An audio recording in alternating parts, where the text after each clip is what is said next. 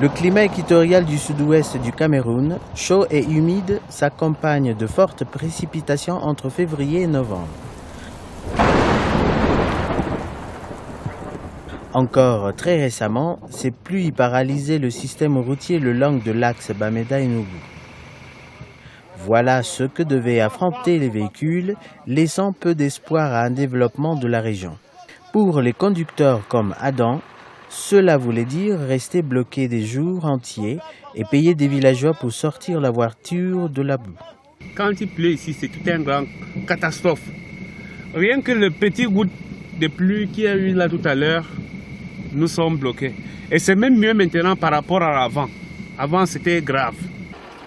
Impraticable. La route ne l'était pas seulement pour les conducteurs. Pendant des années, les femmes n'ont pas pu voyager sur la route entre Bamenda et Enugu. Les taxis et les minibus leur préféraient des clients masculins, plus forts lorsqu'il s'agissait de désembourber le véhicule. Elisabeth Akoujan est l'une des femmes qui a subi cette forme de discrimination. Elle s'est retrouvée à maintes reprises sur le bord de la route à attendre qu'un minibus veuille bien s'arrêter pour elle. Aller au marché à Batimbo ou Gouzan, c'était très difficile pendant la saison des pluies. On a beaucoup souffert. Il nous fallait marcher car il était difficile de trouver un moyen de transport. Quand un minibus arrivait, seuls les hommes montaient et nous, on restait là sur le bord de la route.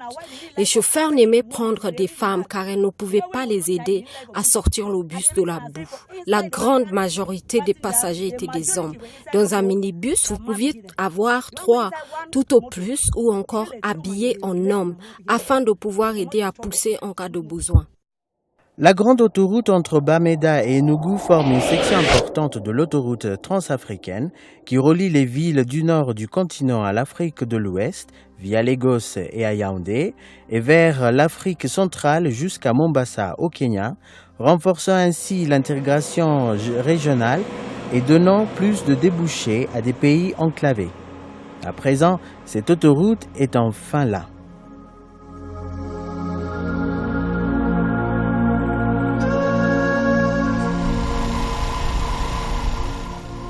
Le ruban d'asphalte permet à ces motocyclistes nigérians de transporter des passagers et des biens de village en village. Partageant la route, des chauffeurs routiers vont et viennent. Un peu plus loin, voici Abakaliki, la plus grande ville et principal centre de commerce de l'État d'Ebonyi, dans le sud du Nigeria. Cette route est la principale voie marchande entre le Nigeria et le Cameroun et permet d'acheminer de tonnes de vivres et des matériaux. Il y a encore 2 ans, c'était un véritable cauchemar provoquant d'incessantes pannes et accidents. Jeremiah Igwe a dû réparer son camion à de nombreuses reprises, victime comme tant d'autres des nids de poules. Avant, c'était la route la plus pourrie du monde, pas seulement du Nigeria, la pire du monde. Mais maintenant, nous sommes très heureux. On voyage en douceur, sans accident. Même côté entretien, il n'y a plus grande chose à faire, juste l'entretien normal. L'autoroute est de plus en plus utilisée et non seulement elle permet d'améliorer les échanges économiques et ravit les usagers, mais elle contribue à renforcer les liens entre le Cameroun et le Nigeria. Exactement ce pourquoi elle a été construite. Cette route est très importante et stratégique pour le Nigeria. Elle passe par les principaux États du Nigeria et elle connecte le Nigeria et le Cameroun. Nous avons pas mal de marchandises qui viennent du Cameroun, y compris des coms, des bonnets jusqu'à Enugu et vice-versa. C'est vraiment très simple à présent de transporter les récoltes. Les riverains de la route bénéficient aussi de sa construction. Ils ont vu leur niveau de vie progresser à mesure que le chantier avançait. Même si les automobilistes vont plus vite, l'augmentation du trafic sur la route a amené plus de clients pour Victoria. Elle vend depuis 3 ans des vivres près du carrefour Ogoja, dans l'état nigérian de Cross River. Avant que la route ne soit refaite, elle gagnait $25 par jour. À présent, elle en gagne 5 fois plus. C'est grâce à la route que nous faisons de bonnes affaires. Du coup, mes enfants peuvent poursuivre leurs études alors qu'avant, ils avaient dû arrêter car je ne gagnais pas assez d'argent. Et je remercie Dieu, les gens ne passaient pas ici parce que la route était mauvaise, mais à présent, elle est bonne et quand ils voient les bananes ou le cacao que je vends, ils s'arrêtent pour acheter.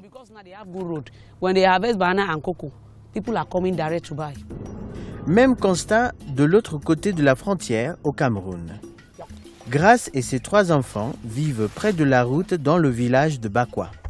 C'est elle qui fait vivre le foyer et elle dépend entièrement des usagers de la route pour vendre ses bananes et bananes plantanes. Elle a vu son village se transformer avec la nouvelle route. I do farming and I've discovered that at first we were keeping things here, nobody was able to buy. Je cultive la terre et avant, personne n'achetait ce que je produisais car il n'y avait pas la route. Les gens, quand ils étaient bloqués sur la route, ils pouvaient rester ici des semaines. À présent, ils ne font que passer. Quand vous mettez la marchandise en vente, ça part en 1 minute. On ne perd pas de temps. Nous sommes très contents. Ma famille aussi. Nous pouvions maintenant payer des études jusqu'à l'université pour nos enfants, ce que nous ne pouvions pas faire avant. Depuis que la route a été construite, si vous voyez l'argent que j'ai, je n'arrive pas à y croire. C'est comme dans un rêve. I cannot really imagine. It seems as if it's a dream.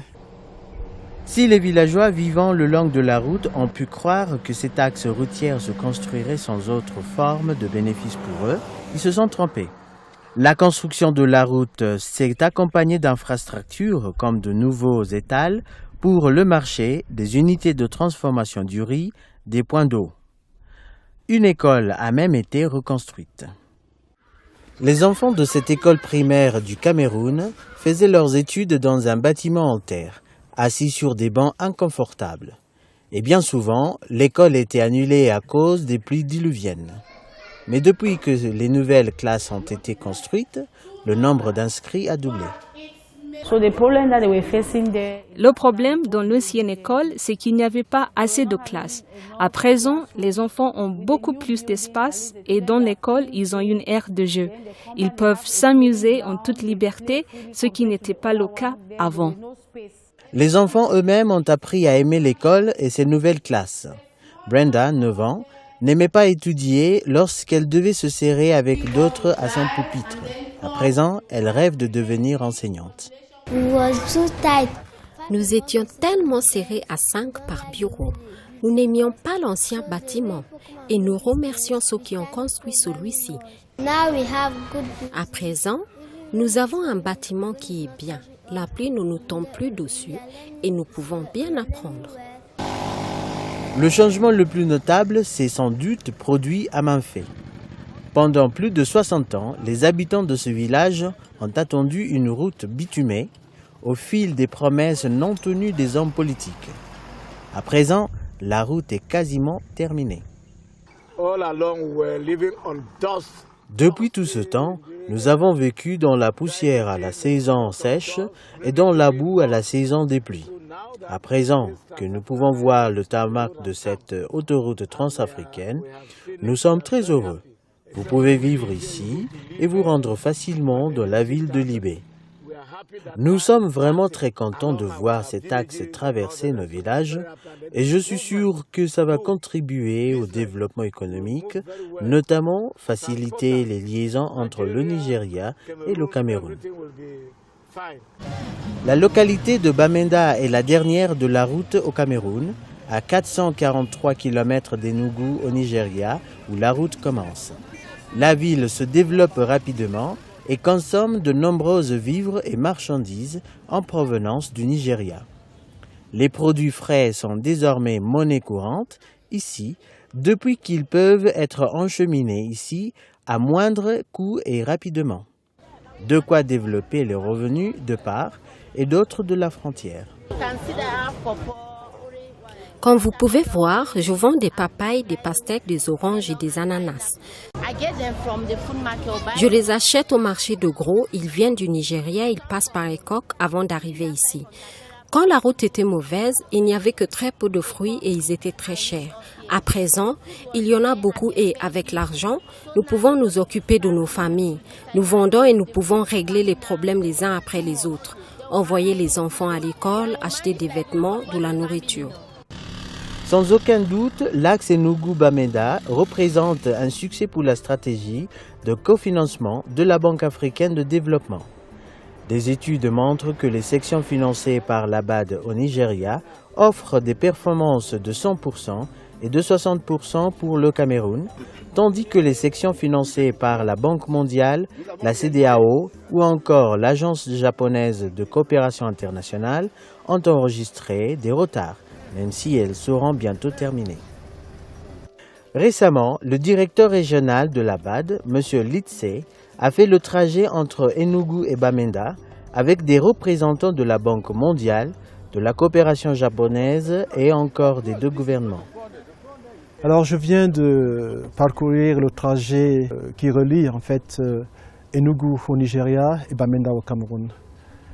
Une route financée par la Banque africaine de développement, la Banque mondiale, JICA du Japon et les gouvernements du Cameroun et du Nigeria pour un total de 455 millions de dollars. La Banque africaine a pris sur elle 74% du coût de ce projet. Évidemment, il s'agit d'un projet important pour les deux pays, un projet qui intensifie les relations entre les familles qui sont de part et d'autre de la frontière, qui intensifie les relations entre le Nigeria et le Cameroun et naturellement entre l'Afrique de l'Ouest et l'Afrique centrale. Il y a eu des défis dans la construction de cette autoroute, mais les principaux tronçons dans les deux pays sont terminés. Il reste quelques sections à finir et ce serait fait en 2014.